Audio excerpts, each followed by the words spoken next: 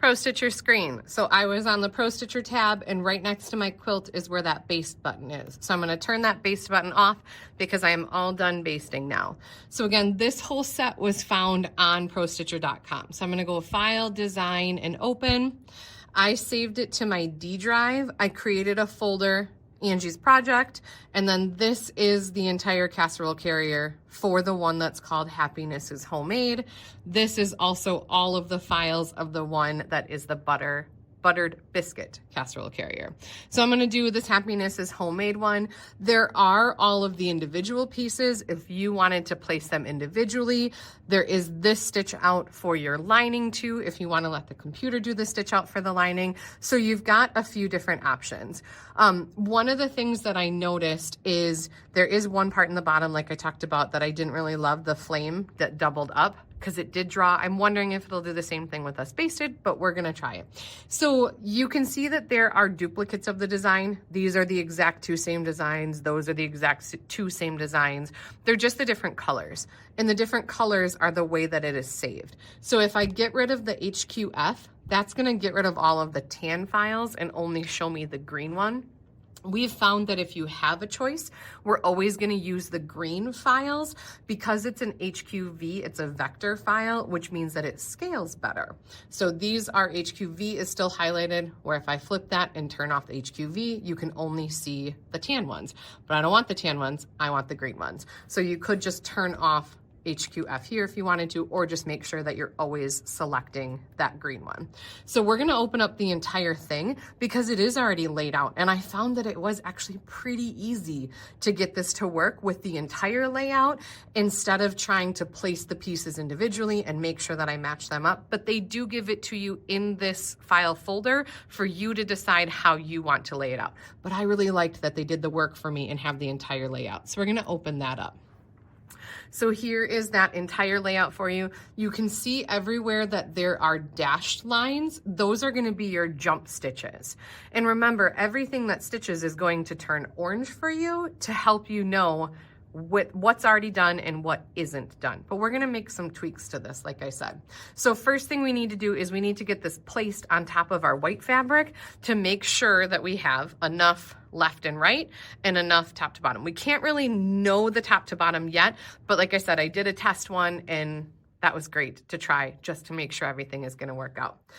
So first thing I want to do is I want to see how far to the left this is going to be. So I'm going to take my machine. Let me back you up just a little bit so you can see my machine and my Pro Stitcher at the same time.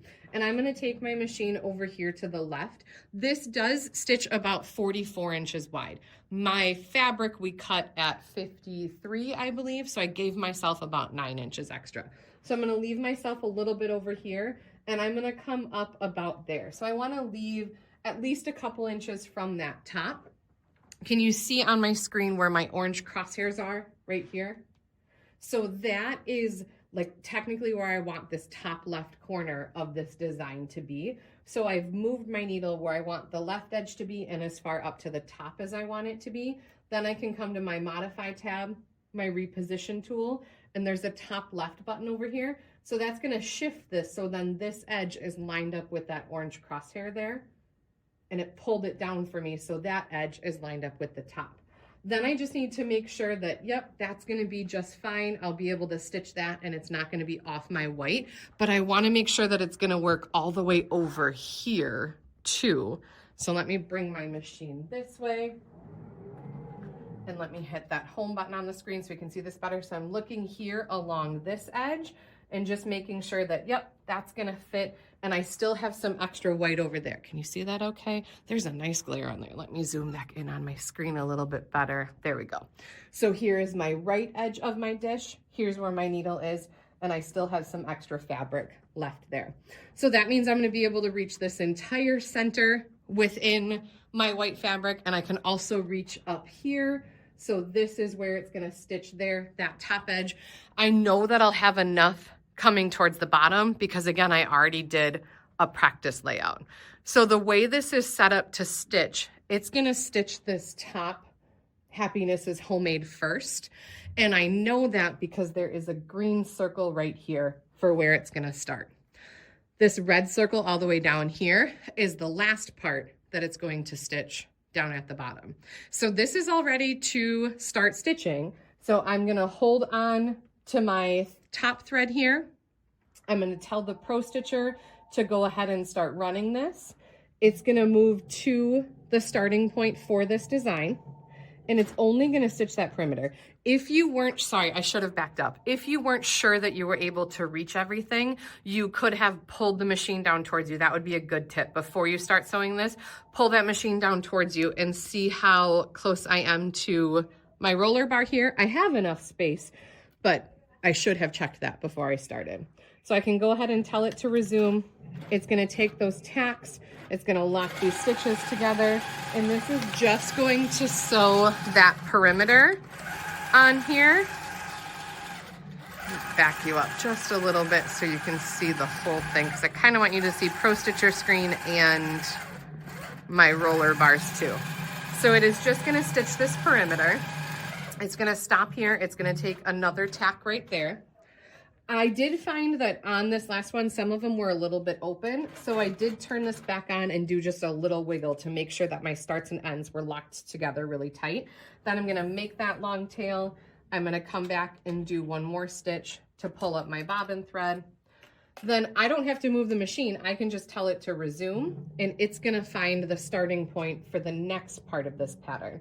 So that outer perimeter turned orange because that's where it started. This is gonna start stitching the middle. So it brought up my bobbin thread. I'm gonna tell it to resume. It's gonna take those slow stitches.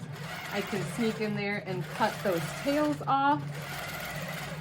I know this is gonna look really weird. When it first started stitching this path, I was like, oh, is that right? Is this what it's supposed to be doing?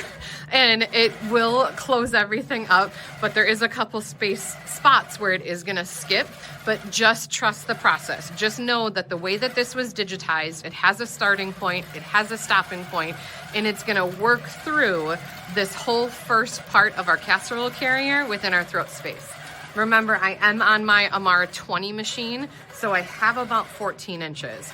If you were on a smaller throat machine like the Moxie or the Moxie XL, you'd probably have to be a little bit careful and maybe try to break this up. I honestly wouldn't recommend it on either one of those machines because this does need about that 14 inches of space to do all of this project. So you would at least need the Amara 20, Amara 24, or possibly our Infinity machines. Just at least a 20-inch throat space to be able to do this. Handi Quilter does only have this as that HQV and HQF file type, so it will run best on the Handi Quilter machines. You can see that as this is running, I am not touching it. I am staying away from it, so I'm not leaning on it. So see these little circles here? I was like, oh no, it missed those circles and it didn't do that inside part. But it will come back and it will catch those. It's actually at the end, and I thought it was really weird, but I just wanted you to see this. So I'm gonna change this into that time lapse so you don't have to sit here and watch the entire thing. It is going to stop one more time, and then it needs to do a new start and end to be able to fill the middle of this with that handwriting that happiness is homemade. So I'll bring you back once this first section is done.